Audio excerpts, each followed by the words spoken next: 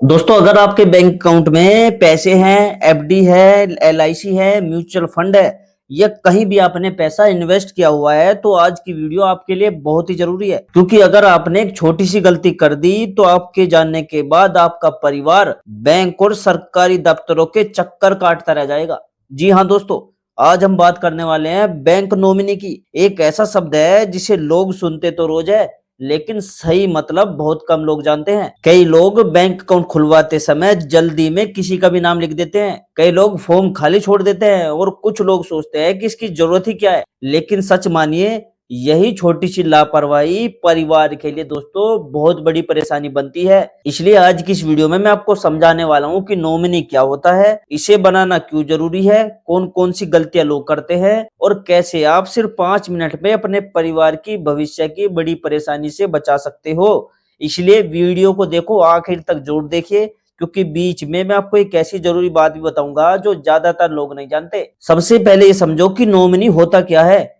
मान लीजिए आपके बैंक अकाउंट में पैसे जमा है। अब अगर भविष्य में किसी कारणवश अकाउंट जो होल्डर है उसकी मृत्यु हो जाती है तो बैंक को किसी ऐसी व्यक्ति की जरूरत होती है जिसे वो पैसा सौंप सके। उसी व्यक्ति को हम नॉमिनी कहते हैं। यानी आप पहले से बैंक या कंपनी को बता देते हो कि जरूरत पड़ने पर पैसा किसे देना है। आसान शब्दों में कहूं तो नॉमिनी वो भरोसेमंद व्यक्ति होता है जिसके नाम पर अपने अकाउंट, एफडी, बीमा पॉलिसी या निवेश के साथ जोड़ते हैं, ताकि भविष्य में परिवार को पैसा लेने में परेशानी ना हो। लेकिन दोस्तों, यहाँ एक बात ध्यान से समझिए, क्योंकि यही सबसे बड़ा कंफ्यूजन है। बहुत सारे लोग सोचते हैं कि नॉमिनी है तो मतलब वही व्यक्ति उस पैसे का मालिक बन गया, जबकि कई मामलों में ऐसा नहीं होता। कई बार नॉमिनी जो होता है सिर्फ पैसा प्राप्त करने वाला व्यक्ति होता है। असली कानूनी वारिस कौन होगा ये अलग कानून तय करते हैं। इसलिए नॉमिनी जो होता है और जो लीगल हेयर होता है वो दोनों हमेशा एक जैसे नहीं होते। आगे हम इसे एक एग्जाम्पल से समझेंगे। अब जरा सोचो, अगर किसी व्यक्ति ने नॉमिनी बना ही नहीं तो क्या होगा।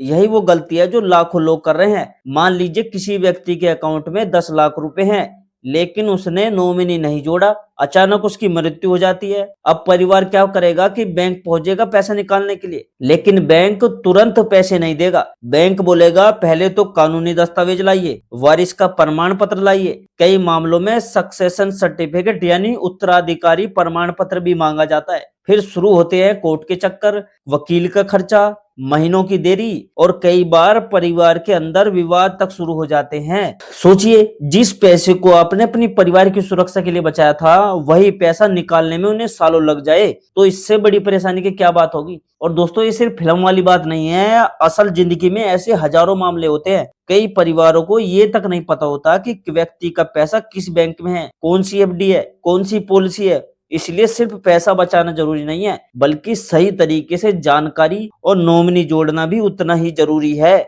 अब एक आसान उदाहरण से समझिए। मान लीजिए रमेश जी के बैंक अकाउंट में 5 लाख रुपए हैं।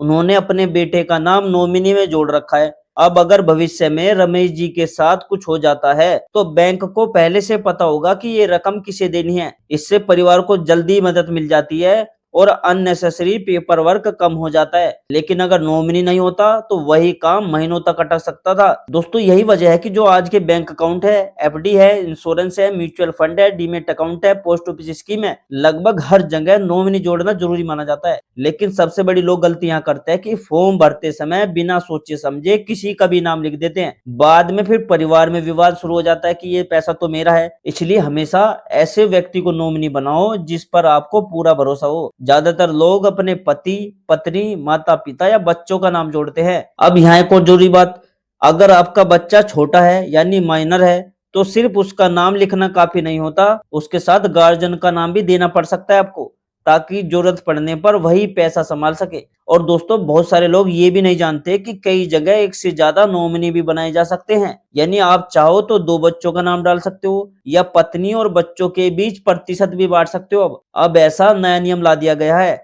जैसे 50-50% हिस्सा। लेकिन यहाँ परसेंटेज सही भरना बहुत जरूरी है, वरना बाद में विवाद हो सकता है। अब बात करते हैं सबसे जरूरी चीज की, बैंक अकाउंट में नॉमिनी जोड़ने की। दोस्तों, सच कहूं तो ये काम इतना आसान है कि लोग बेवजह सालों तक टालते रहते हैं।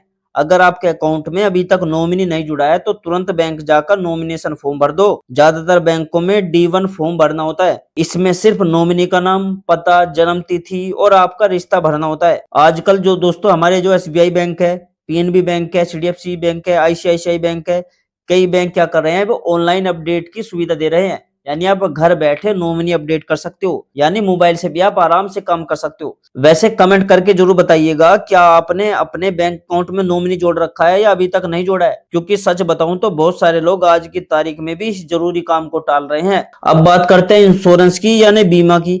मान लीजिए आपने 20 लाख रुपए का लाइफ इंश्योरेंस ले रखा है। अगर भविष्य में आपके साथ कुछ हो जाता है तो बीमा कंपनी वही पैसा नॉमिनी को देती है।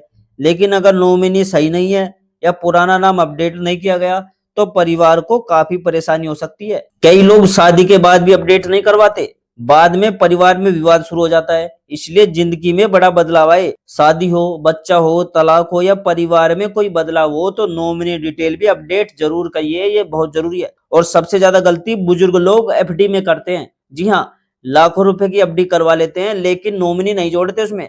बाद में फिर बच्चों को बैंक के चक्कर लगाने पड़ते हैं। इसलिए FD हो, RD हो, पोस्ट ऑफिस की स्कीम हो, हर जगह नॉमिनी जरूर जोड़िए। आजकल दोस्तों क्या हो रहा है कि बहुत सारे लोग शेयर बाजार और SIP में भी इन्वेस्ट करने लगे हैं। म्यूचुअल फंड और डीमेट अकाउंट में भी नॉमिनी बहुत जरूरी है। अगर निवेशक की मृत्यु हो जाए और नॉमिनी नहीं है उसमें, तो परिवार को यूनिट ट्रांसफर करने में काफी परेशानी होती है। इसलिए अगर आपने कहीं भी इन्वेस्ट किया हुआ है तो आज ही उसमें चेक कीजिए और वहां भी नॉमिनी जुड़ा है या नहीं, ये भी देखिए। अब दोस्तों कुछ लोग ये भी पूछते हैं, क्या नॉमिनी ही पूरे पैसे का मालिक बन जाता है? देखो दोस्तों, यही वो बात है जहां लोग सबसे ज्यादा कंफ्यूज होते हैं। आसान भाषा में समझना, कई मामलों में नॉमिनी सिर्फ पैसा रिसीव करने वाला व्यक्ति होता है। समझ में आया? बाद में जो असली कानूनी वारिस है उसके हिसाब से संपत्ति का बंटवारा हो सकता है। इसलिए जिन लोगों के पास बड़ी संपत्ति है, जैसे जमीन है, मकान है, बिजनेस है, उन्हें सिर्फ नॉमिनी नहीं बल्कि वसीयत भी बनवानी चाहिए, ताकि फ्यूचर में परिवार में झगड़े कम हो। और दोस्तों एक बहुत बड़ी गलती लोग ये भी करते हैं कि शादी, नौकरी बदलने या परिवार बदलने के बाद भी पुराना नॉमिनी नहीं हटाते। कई मामलों में पुराने रिश्तेदार या पुराना नाम रिकॉर्ड में ही रह जाता है, बाद में फिर झगड़े शुरू हो जाते हैं। इसलिए हर 2-3 साल में अपने सभी बैंक अकाउंट, इंश्योरेंस, FD और निवेश की नॉमिनेशन डिटेल जरूर चेक कर रहे। दोस्तों नॉमिनी जोड़ना काफी नहीं है, परिवार को कम से कम ये तो जरूर पता होना चाहिए कि आपके कौन कौन से बैंक अकाउंट है, कौन सी पॉलिसी है और पैसा कहाँ इन्वेस्ट किया गया है अपने। क्योंकि कई बार फैमिली को पता ही नहीं होता कि पैसा कहाँ कहाँ रखा हुआ है। अगर आप नौकरी करते हो तो EPF है और ग्रेचुइटी में भी नॉमिनेशन जरूर अपडेट करिए। EPF ने ई नॉमिनेशन की सुविधा दी हुई है। UN पोर्टल में जाकर आप ऑनलाइन नॉमिनी जोड़ सकते हो। अगर कर्मचारी की मृत्यु हो जाए तो PF का पैसा उसी नॉमिनी को दिया जाता है। और अगर कभी ऐसा हो जाए कि जिस व्यक्ति को आपने नॉमिनी बनाया था उसकी ही मृत्यु हो जाए तो तुरंत नया नॉमिनी अपडेट कर दीजिए, वरना पुरानी जानकारी बेकार हो सकती है। तो दोस्तों उम्मीद करता हूं कि अब आपको समझ में आ गया होगा कि नॉमिनी क्या होता है, ठीक है, क्यों जरूरी है और क्यों नजरअंदाज करना आपके लिए खतरा हो सकता है। ठीक है, इसलिए इस वीडियो को अपने परिवार, दोस्तों, रिश्तेदार सभी के साथ शेयर कीजिए, क्योंकि दोस्तों ये ऐसी जानकारी है जो सभी के काम आ सकती है। क्योंकि हर व्यक्ति का बैंक अकाउंट जरूर होता है, तो इसलिए ये वीडियो ज्यादा से ज्यादा लोगों तक भेज देना। और क्या आपने अभी तक अपने अकाउंट में नॉमिनी अपडेट किया है या नहीं, कमेंट में जो लिखना, ठीक है। तब तक के लिए दोस्तों जय हिंद, जय भारत।